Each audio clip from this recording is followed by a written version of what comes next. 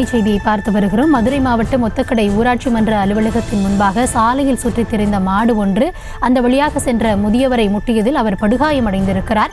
இது தொடர்கதையாகி வருவதாக குற்றச்சாட்டானது எழுந்திருக்கிறது. இந்த நிலையில் களத்திலிருந்து விவரங்களை வழங்குகிறார் எம்முடைய செய்தியாளர் பாலமுருகன். வணக்கம் பாலமுருகன், என்ன நடந்தது? தற்பொழுது முதியவரின் நிலை எப்படி இருக்கிறது? விரிவான விவரம்.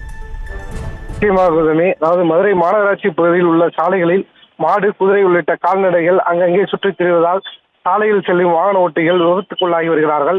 பகலிலும் இரவிலும் சாலைகளின் நடுவே கால்நடைகள் சுற்றித் திரிவதால் தொடர்ந்து மக்கள் பாதிக்கப்பட்டு வருவதாக ஒவ்வொரு மாநகராட்சி மாமன்ற கூட்டம் மற்றும் ஒன்றிய ஊராட்சி அலுவலக மாமன்ற உறுப்பினர்களும் கோரிக்கையை விடுத்து வருகிறார்கள்.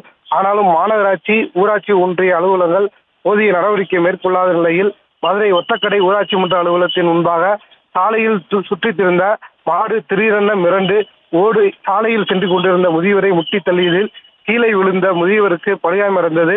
மேல் சிகிச்சைக்காக மதுரை அரசு ராஜாஜி மருத்துவமனைக்கு ஆம்புலன்ஸ் மூலம் அனுப்பிவிட்டார்கள். சிகிச்சை பெற்று வருகிறார்கள்.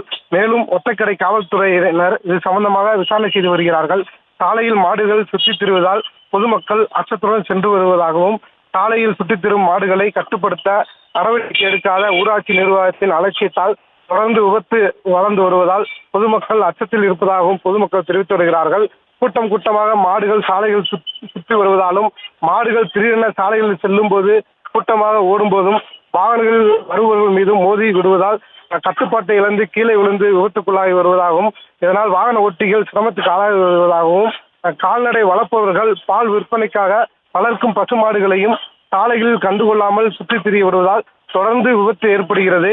மாநகராட்சி சார்பில் பலமுறை எச்சரிக்கை விடுத்தாலும் கண்டுகொள்ளாமல் இருப்பதால் பொதுமக்களின் உயிருக்கு ஆபத்தை உருவாக்கி வருகிறதாகவும், எனவே உயிரிழப்பு போன்ற அசம்பாவிதம் ஏற்படுவதற்கு முன்பாக மாநகராட்சி மற்றும் ஊராட்சி அதிகாரிகள் உரிய நடவடிக்கை எடுப்பதோடு கால்நடைகள் சுற்றித் திரிவதை தடுப்பதற்கான நடவடிக்கைகளை மேற்கொள்ள வேண்டும் என பொதுமக்கள் கோரிக்கை விடுத்து வருகிறார்கள். கௌதமி, தற்போதைய விரிவான விவரங்களுக்கு நன்றி பாலமுருகன்.